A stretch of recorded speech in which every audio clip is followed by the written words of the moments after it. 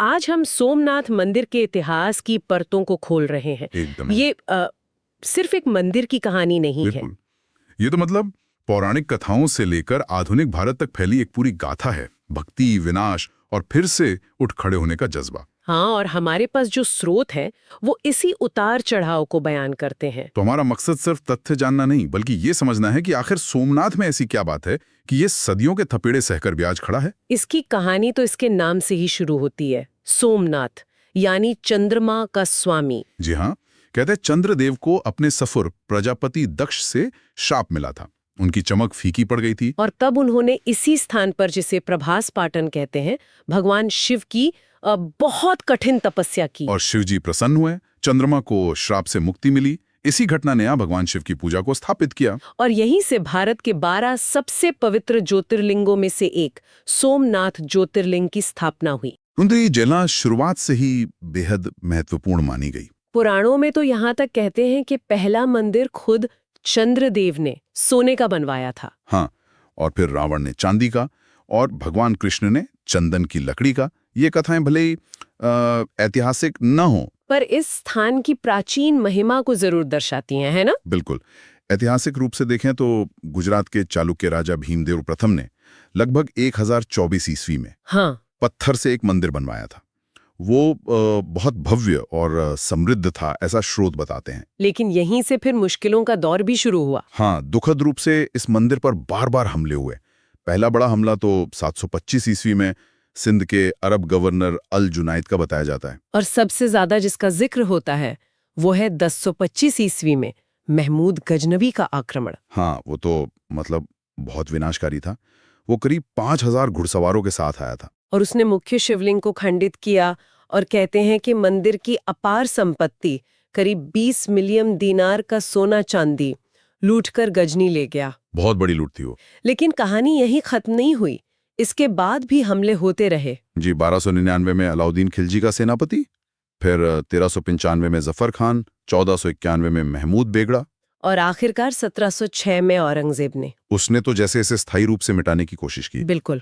ऐसा लगता है मानो इसे पूरी तरह से मिटा देने की कोशिशें बार बार हुई। पर यहीं पर एक हैरान करने वाली बात सामने आती है। वो क्या? कि इतनी बार विनाश झेलने के बाद भी यह स्थल आस्था का केंद्र बना रहा, हर हमले के बाद। हाँ, इसे फिर से बनाने की कोशिशें हुई। ये सिर्फ पूजा का स्थल नहीं रहा, बल्कि शायद पहचान और आप कह सकते हैं जिजीविषा का प्रतीक बन गया। जैसे गजनवी के बाद सोलंकी राजाओं ने फिर निर्माण करवाया। और बाद में भी जब जब मौका मिला प्रयास हुए। मराठा शासन के दौरान भी अहिल्याबाई होलकर का नाम आता है। हाँ, रानी अहिल्याबाई होलकर ने भी यहाँ पूजा अर्चना शुरू करवाई और मंदिर के जीर्णोद्धार में योगदान दिया। और सबसे अहम पुनर्निर्माण हुआ भारत की आजादी के ठीक बाद। हाँ, 1947 में जब सरदार वल्लभ भाई पटेल ने सोमनाथ के खंडहर देखे तो वो बहुत द्रवित हुए। और उन्होंने प्रण लिया कि इस राष्ट्रीय गौरव को फिर से स्थापित किया जाएगा। फिर केएम मुंशी की देखरेख में 1950 में काम शुरू हुआ। और जब नया मंदिर बना तो भारत के पहले राष्ट्रपति डॉक्टर राजेंद्र प्रसाद वो खुद प्राण प्रतिष्ठा समारोह में शामिल हुए थे। उनका वो कथन आज भी याद किया जाता है।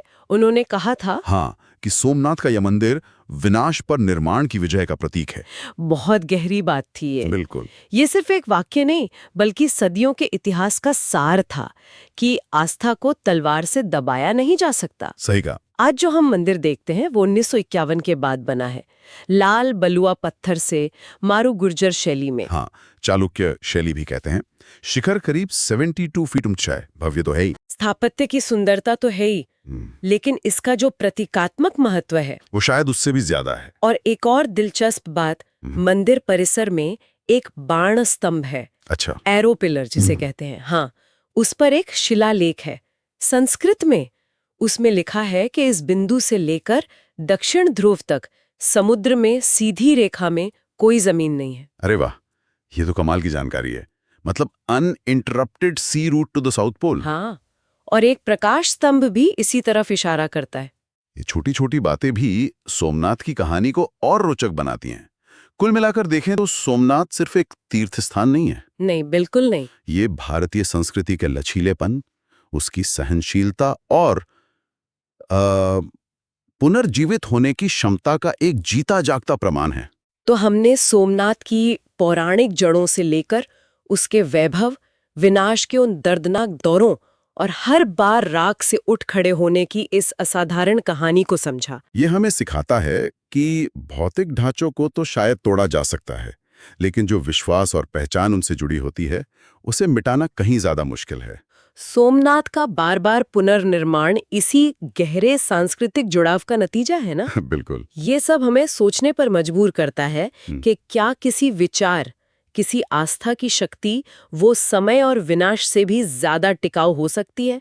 आखिर वो कौन सी अदृश्य शक्ति है जो इस तरह के निर्माण को बार बार प्रेरित करती है, पीढ़ी दर पीढ़ी। इस पर सोचा जा सकता है।